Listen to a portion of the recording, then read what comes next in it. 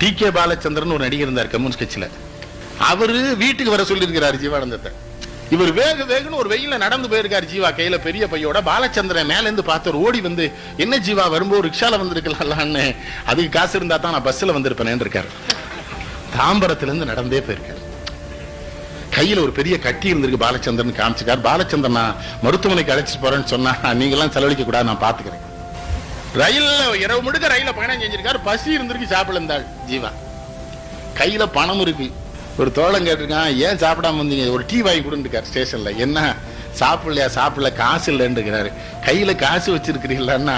அது கட்சி தோழன் வசூல் பண்ணி கொடுத்த காசு, அது கட்சி அலுவலகத்துல சேர்க்கணும், அதை தொடக்கூடாது.